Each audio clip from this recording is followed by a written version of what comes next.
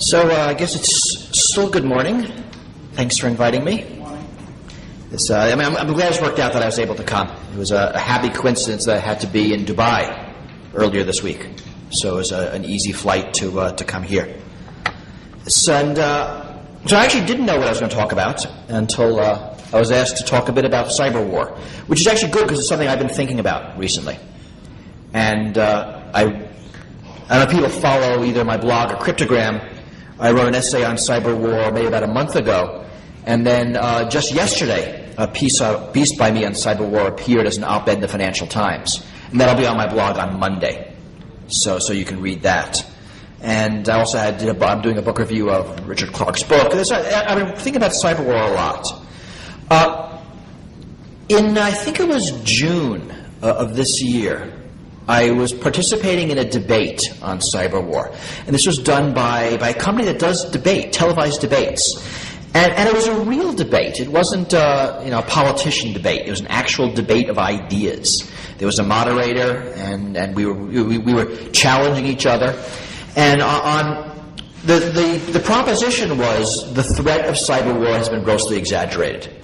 And I was on the side of yes, it was. And then there were two others, including Mitch McConnell, who used to be the technical director of the NSA, on the side of no, it isn't.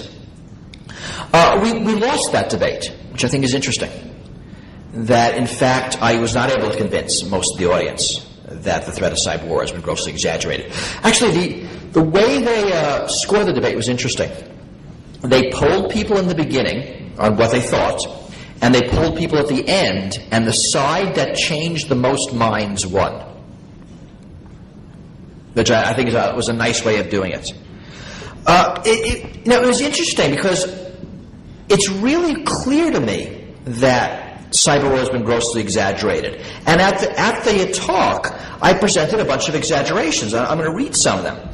Mike McConnell, who was on the other side, that's in the room at the time, wrote February of this year in the Washington Post, "The United States is fighting a cyber war today, and we're losing." And so he said that the United States is currently at war, which seemed odd to me because it didn't really seem that way. We have a senator who talked about cyber Katrina. I don't know if people know Katrina. Katrina was a big hurricane in the United States that caused a lot of damage. Miami Herald told us, that was August of last year, that Cuba is capable of waging a cyber war. Article from Australia that says hackers declare cyber war on Australia. Right? So cyber war is so easy, even you guys can do it. Amit Yaran, who is the U.S. cybersecurity advisor under Bush, he said that, this is a really interesting quote, that cyber 9/11 has happened over the last 10 years, but it's happened slowly so we don't see it. Not quite sure what to make of that.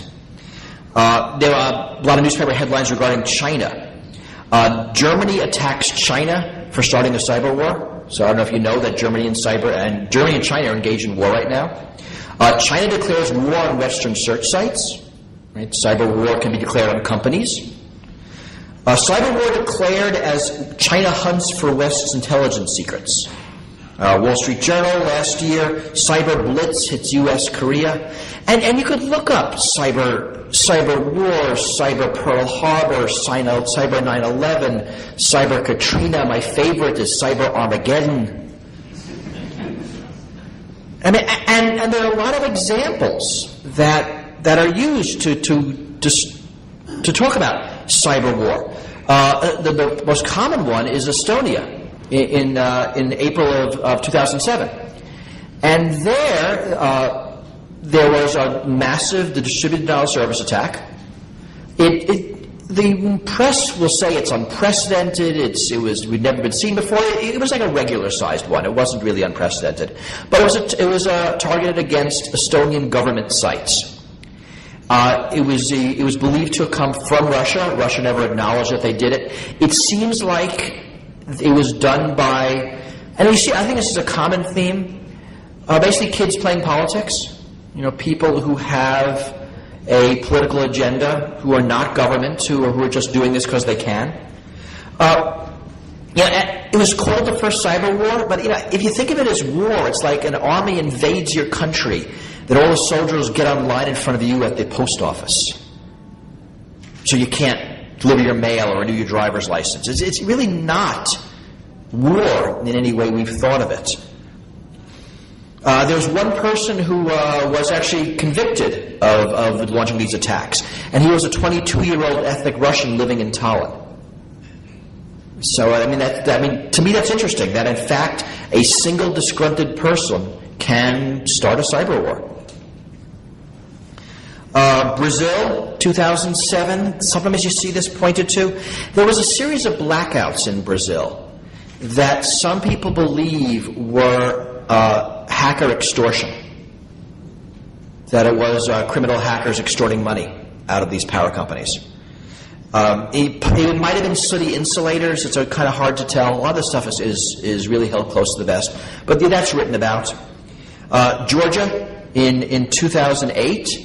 This was again a distributed denial of service attack, but unlike Estonia, this one was at the forefront of an actual land invasion by Russian troops into Georgia. And this has been heralded as an example of cyber warfare. Again, Russia never acknowledged that they did it, the Russian government. I mean, they acknowledged that their troops were in, that their tanks were in Georgia, but not that their hackers were. And again, we don't know if this was government-sponsored or simply just by ethnic Russians who wanted to play a part. So, one of the problems we had, I think one of the problems we had in the debate, and one of the reasons we lost the debate, is that there isn't any good definition of cyber war.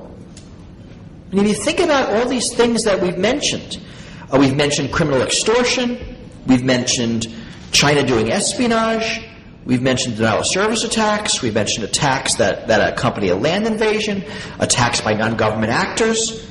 There isn't a good definition of war in cyberspace, right? We don't know what it looks like. We don't know when it starts, right? How do you know when cyber war starts?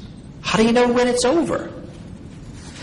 Right? And even cybersecurity experts don't have a good definition of these things. And so we can't hope to expect the world leaders to have any good definition of these things. And largely, cyber war, the phrase, is being used to describe a rhetorical